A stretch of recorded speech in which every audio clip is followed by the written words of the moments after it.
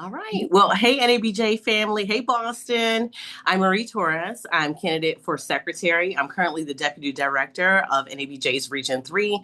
I'm very proud to have helped organize and led a very collaborative and empowering Region 3 conference this past April in Charlotte, North Carolina. Our theme was Power Forward. And considering the climate, and when I say climate, I'm going to talk a little bit about climate because different climates are happening right now. But considering our climate, it was something I felt that was needed to make us feel encouraged, to make us feel like we were both seen and heard, and just to encourage us to continue the work that our founders did. So it was very important for me to uplift some spirits and make us feel seen and heard and know that we are loved as an organization. So on top of that, I say all that because I'm also the deputy chair of belonging for NABJ's Wellness Task Force, which is a meeting I got to hop to because we have several events coming up in Cleveland. I hope you all get an opportunity to participate in those because it is focused on wellness for our NABJ members, your mental health, your physical health. We have sound baths. We've got all different we have 7 events, y'all. So I'm gonna be very busy in Cleveland trying to make sure that our journalists really take care of themselves as well, considering all that we're going through. I am the immediate past president of NABJ Raleigh Durham. I served 2 terms as chapter president. I am currently the treasurer and advisor for that chapter. Before being president, I was also vice president. So I learned a lot about NABJ during that time on a local and national level. I am, in addition, the advisor for the Triad Association of Black Journalists. That's the chapter right on over. It was where I went to school at UNC Greensboro, and I just have such a love for that area. And during the pandemic, as we saw with many chapters, that chapter was starting to fall off. So I said, look, we can't have that happening. We need to make sure that we are NABJ strong throughout North Carolina. So I do a lot of partnership with all 3 of our professional chapters as well as our student chapters to make sure that NABJ remains strong in North Carolina. It's very important to me. I am a proud graduate of NABJ's Leadership Academy, graduated last year in Chicago, class of 2024. We are finally known as the class of They Not Like Us. So we try to keep in touch with each other all throughout the year to keep our leadership and momentum and our learning and growing going. And we just had a meeting this past weekend to make sure that we are all keeping each other not only accountable, but supported. I am a compassionate, fair, and determined leader who builds award-winning news teams. I bring more than 20 years of experience as a news leader as well as just a journalist. I got my start at the age of 16, y'all, years old, working for my local radio and television station. I helped with 9 radio stations, of course, and the television station there. After graduating from UNC Greensboro, I became the anchor and director of that very station where I interned. My work as a senior level manager at Spectrum Networks. I'm a hiring manager, as well as NABJ on a local level has led me to be recognized in Business North Carolina magazine's Power List in 2023 as one of the most influential leaders in the state of North Carolina. So now I'm running for NABJ secretary because I want to apply all of that experience, not as just a journalist, not as just someone who documents things, but as a compassionate leader. I want to apply that to our organization on the national level. I want to be able to provide the professional development I've been able to sow into our local chapters and on a national level as well. Something that's very important to me is membership engagement and retention. As a local president, I know how important that is to be able to allow your chapters to grow. And that's something I would like to continue to see on a national level, recruiting, hiring, mentoring, offering opportunities. I do that on a local level, and I want to contribute that on a national level. I provide organizational transparency. I'm about structure and building and growing. That's what I do in my job at work. That's what I do as a local leader. And that's what I want to do on a national level, continue to do on a national level. And of course, I bring journalistic integrity. And it's just not that, but personal integrity, my character. My character is very important to me. And that's something that I hope people recognize as well, is that I am a compassionate leader who sees you, who hears you, and wants to make sure that you feel loved as well and that you belong within this organization. There are several things that I'm passionate about. You heard me talking about leadership.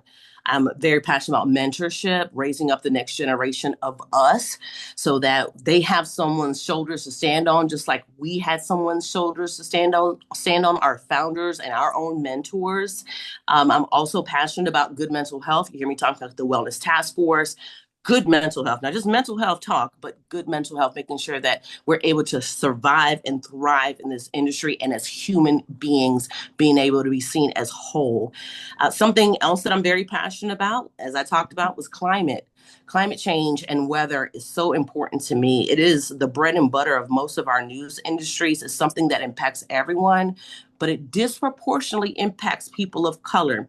We've seen that historically. We're about to enter the now 20 years later from Hurricane Katrina. North Carolina is still recovering from not even a hurricane, a tropical system that uh, literally cost more than 100 lives. And there's still people who are missing. So we really need to talk more about that. We need more boots on the ground. We talk about AI, and that's important, but climate change is right in our faces right now across our country. And I can go on and on about that, but you can tell how passionate I am about that and how it impacts our communities. So I just want to say in closing that really I'm so thankful for the opportunity to speak to you all. Just have so much love. I have really great friends and colleagues who work in the Boston area, some of my favorite people. So I just really appreciate the opportunity and the chance to talk to you guys. On a personal level, I want to say this. I am a sexual assault and domestic violence survivor, and I know what it's like to feel invisible in newsrooms as a journalist of color. No matter how hard you work, still feeling invisible. And then I also know what it feels to be invisible at home, considering what I've gone through. And it was NABJ on a local and national level who saw me. NABJ on a local and national level saw that I can lead, that I can document, that I have a passion for people, that I love people, and that I can create psychologically safe people, safe spaces where people can feel seen and heard and loved and feel like that they belong. So it is my mission to build upon all of the work that our organization has done, both as local chapters, including yourselves, the work that you all do, the work that I do on a daily basis within my local chapters, the work of our national board and our national organization, as well as honoring the work of our founders who had the vision to pilot us into where we are today, which is our future. So again, I want to thank you all so much for the opportunity to just hear from me, to see your beautiful faces, and I hope to earn your vote. Thank you again. God bless you and much love. Any questions for me? Yes. Hi, my name is Coria Holland, and I'm a member of the BABJ board. And I'm curious, you have quite an extensive background, but when elected, if elected to this position, what is your first order of business? What do you think is the most pressing need for NABJ, and how do you plan to address that in terms of your first steps? Yeah, well, my very first, that's a great question. And someone asked me that before, and I thought it was a really great question. My first action item is to listen and to take notes. The job of the secretary is chief note taker. So, although I'm a talkative person, my job is really to listen and to document, to hear what are the needs of our organization. I've been so privileged within this campaign trail to hear so many of the needs, so many of the issues that are facing not only our local chapters, but even our local task, or not even our local chapters, but our task forces on a national level. And it's really opened my eyes. It's something that I would like to continue to do. I mean, I'm kind of doing a listening tour, like along the campaign trail unintentionally, but I would really like to expand that and to really work with our local chapters and task forces because there is a great need on multiple levels. And there's something as a manager and as a leader and as someone who is also not only cares about people but also cares about the industry and the business and the reason why we got into it in the first place. A lot of us wanted to change the world. I know I did, but there are some structural things that I think that we can improve on and to help us better collaborate. I'll give an example. On this campaign trail, I've kind of realized there's a little bit of disconnect between chapters. Some of us are doing the same work. Now, mind you, is for our local, members, but there's opportunities for us to collaborate. There are things that we are double dipping on. There are best practices and ideas that I'm hearing from different chapters. I'm like, wait a minute, what if that chapter talked to this chapter? And then they collaborated on something. We are more empowered, and we can be more powerful, not just within ourselves, but on a global stage, not just the headlines and the negative headlines, but when we build together.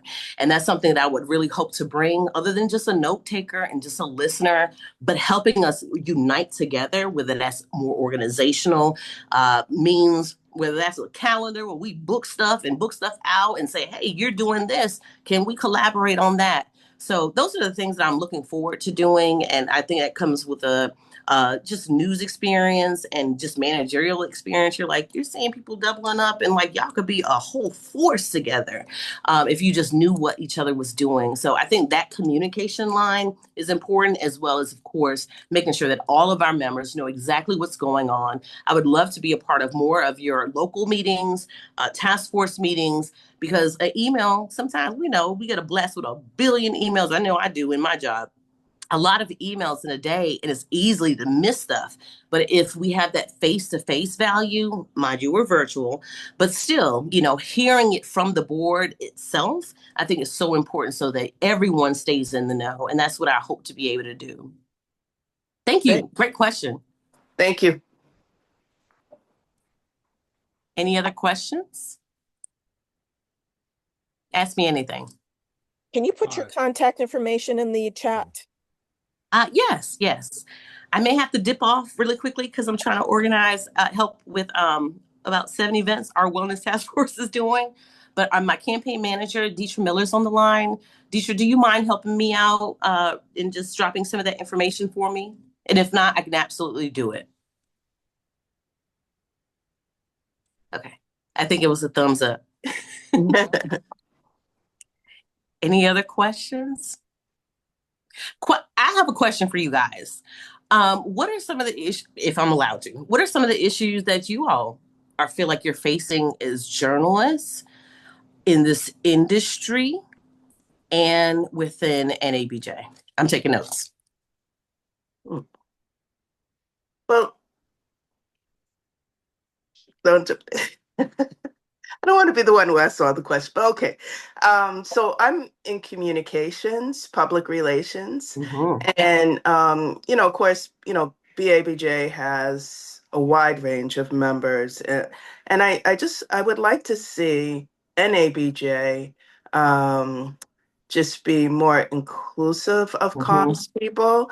I know we have a media related task force. Actually, I'm a member, and they do a lot of great things, but the only time, that we really hear from them is around the time of, the convention, around the conference. So I'd like to know, do you have any ideas around, how public relations comms people can be involved? Because also the other thing, to think about is many journalists are going into the communications field. They're segueing into that field. So, how do you address our our issues, our needs? Yeah, yeah. So that's a really good question. It's something I've been thinking about for years, even as a local president. I'll tell you some of the things I've done locally, and then I'll share some more of my thoughts.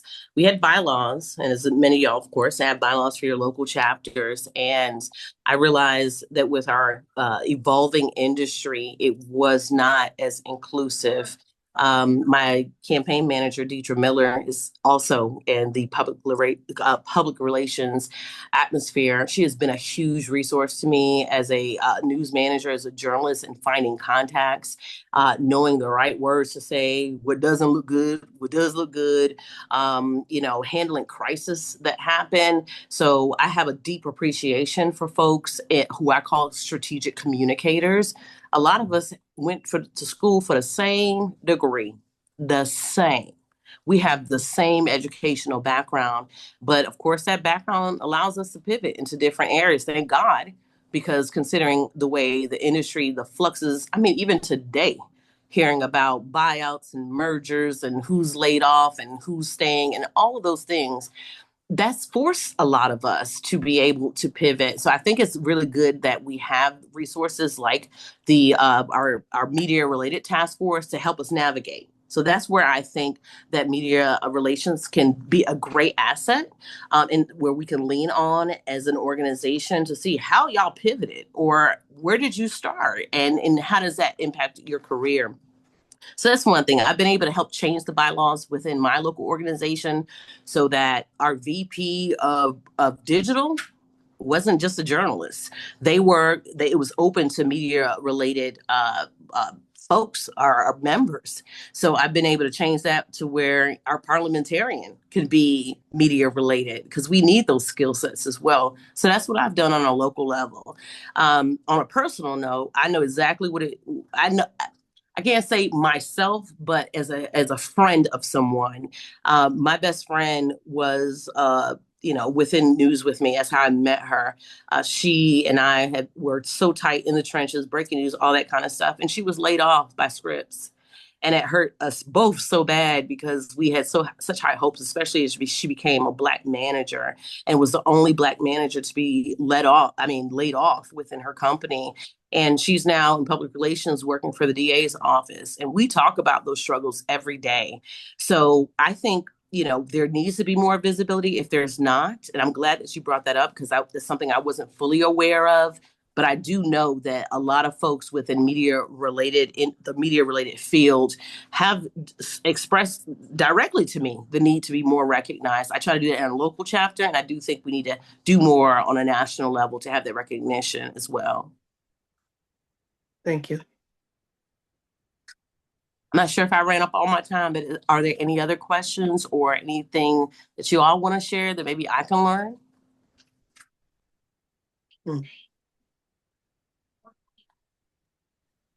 This is Gary Washburn. I tend to think that there's kind of an anonymity once people win the elections because the board seems to do things in complete secrecy and privacy. And so decisions seem to be made for the organization, and like us regular folks don't know about it until it's after. I think everybody kind of had an issue with Trump's appearance, and then the rejection of Kamala Harris in terms of not having her on a Zoom call last year, or sometimes the locations of the conventions. Just things that happen that seem to be decided by the board but aren't made public until the decisions are already made. So the regular rank and file members don't really have input. And so I think that there's kind of like I was saying earlier before you joined the call, like there's this like really low voting numbers. Like, let's be honest, like every year there's like 600 people that vote in an organization like 4,000 or 5,000 members, right? So people don't feel included. They don't feel it matters. They don't feel like they're involved at all in any of the decision making. And like how can that change besides, because I think everybody has the right intentions. Everybody wants to do well and wants to inform everybody, but it just seems like, being a chapter president, people ask me, well, why Cleveland? Like, shit, I don't know. Like when was that decision made? And why would, besides like, what benefited NABJ to go to a city like Cleveland? Because that's what everybody looks, because people are, well, I'll just wait for Atlanta next year. Or, what I'm saying? Like, people just don't even know how some of these decisions are made. Yeah. And sometimes it's superfluous as like the convention location, and other times is even like why panels weren't approved, or why certain people appeared and why certain people didn't. And so I think that there's kind of a level of secrecy that I think the rank and file folks just have an issue with, and probably is why the voter numbers are lower. Yeah. Because they don't think it matters. Mm. Because y'all gonna do what you want to do anyway. Y'all don't really care what we think. Y'all just want us to vote for you. And so I think that is probably, maybe an issue, being a longtime member, of just kind of like, how are these decisions made? I know some of the calls are public. are you going to, is that just, will we have to join those public calls? Like, are the minutes public? What happens Mm-hmm. when some of these decisions are made? Because the whole thing, obviously, last year with the Trump appearance and like that was everybody was like kind of completely surprised, and board members are saying, I didn't know till 2 hours before he was going to get here that he was going to appear. Like that, it seems like that kind of stuff really can't happen. And so Yeah. it's like, how do like the rank and file members have more of a say, or how do some of the board doings become more public to where Mm-hmm. we understand what's going on, or we can have an input on certain things? Yeah. Well, first, Mr. President, thank you so much. That was a lot, and it's a lot of what people are thinking and saying. So thank you for being bold enough to say exactly that. I wish I had the answer to all of those things, but I will tell you what I do know. I agree that the communication needs to be better. I do have some background information to know that there are things in the work to help those things be better. Sometimes, from what I understand, there may be some miscommunication from the staff and the board. So there's maybe some rooms for improvement for that communication as well. In regard to the Trump situation, I think definitely there could have been a lot more communication, understanding some of the background. Of course, we had both presidential candidates at the time. It was former President Trump and then President Joe Biden, who were invited. The handoff happened, to much people's surprise and delight, to have a Black woman, a woman of color, to run for president. I think that there was some breakdown in regards to, okay, well, this person said they could, and this person said they could, and traditionally, every 4 years, there's an invite. I think with that, there was some breakdown because especially everyone would have wanted to see Vice President Harris be available. From what I understand, I think that there are some rules, and I'm not saying it's bylaw rules. Maybe there were some amendment rules that prohibited online or social media, presence. It's my understanding that those rules basically said, hey, this only in person, only. And if you can't do in person, then we're going to have to figure something else out, which is exactly what the organization did. I do want to say that effort was beyond just one person's decision. In my opinion, knowing some of the background too, just because I was curious, I want to know what the heck was going on too. I was there as well. I was there trying to graduate from Leadership Academy. And I'm like, what's going on? And I was working, the career fair as well and for Spectrum and trying to recruit folks. And so a lot of us were all trying to figure out what exactly was going on. So from just the background information I know, of course, I wasn't in the position to communicate anything on anyone's behalf at that point, but to at least give my 2 cents.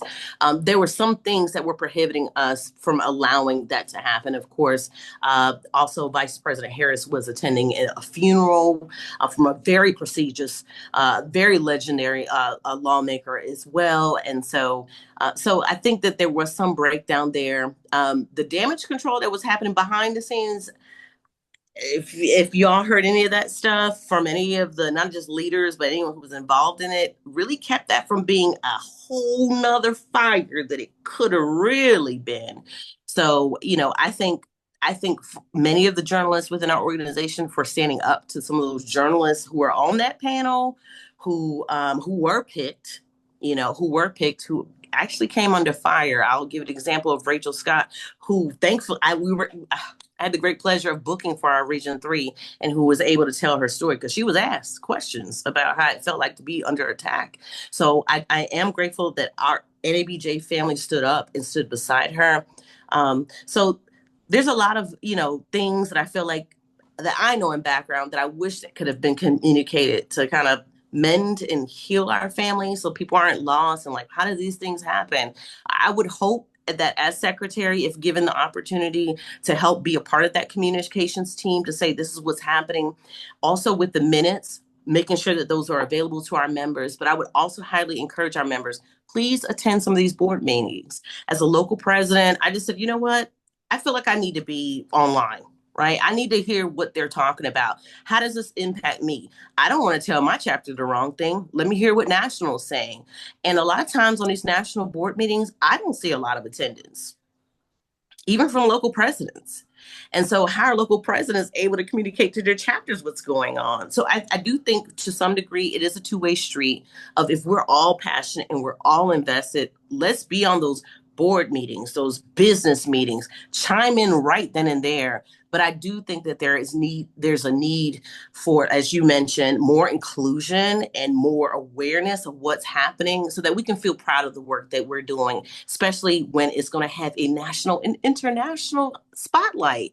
But I do think there's room for improvement. That does not change my love for this organization. It just, for me, just proves that there's an opportunity to grow, and hopefully I can contribute to that. Mr. President, that was a lot. I'd love to talk to you offline about it too, just because I'd love to hear your thoughts, but that was really great. And I know that's what a lot of members are asking about. So thank you.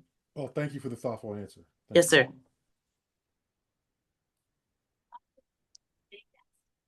Anything else I can ask or anything you want to share with me?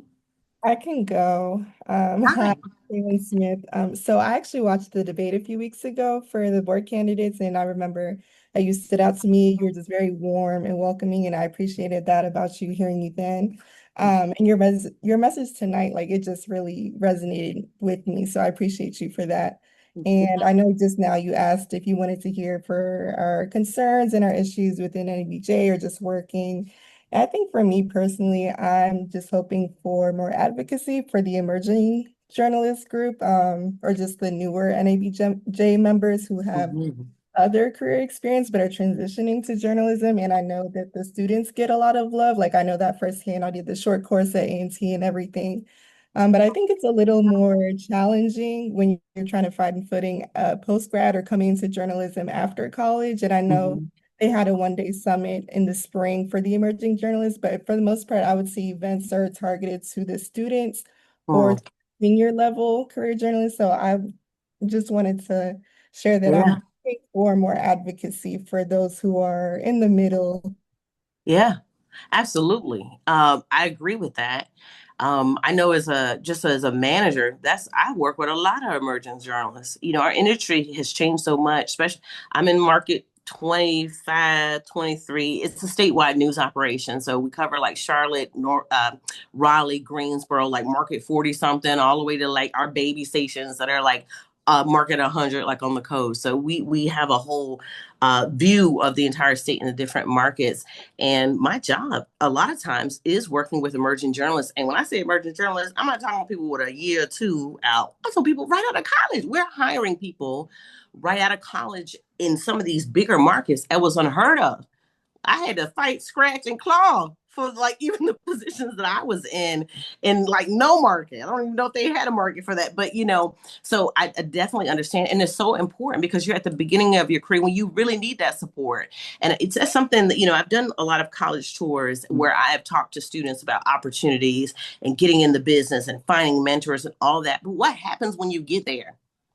And I've honestly talked to a lot of professors and say, where's the support for those students, those graduates that pushed and helped and stuff? Like, so even on a local, like on a college level, the people who are investing to you, I really say continue to. But that's something separate. NABJ, I do think, can do more.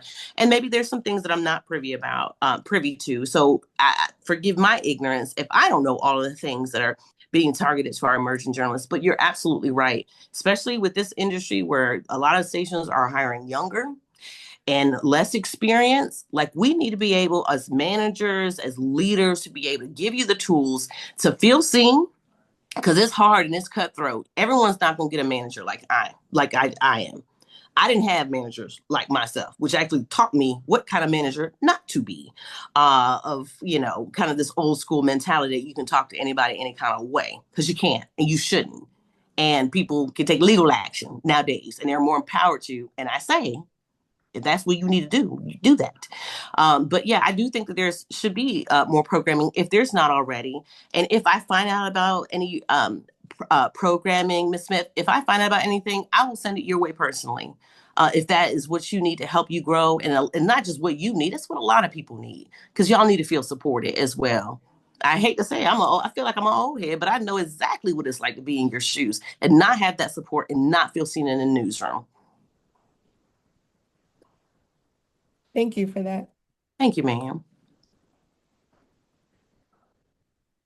Marie, we appreciate your time tonight. Thank you. I appreciate y'all being flexible with me, and I hope y'all have a great rest of the night, great form, and much love to y'all. Bye, Boston. Bye, fam. All right, thank you.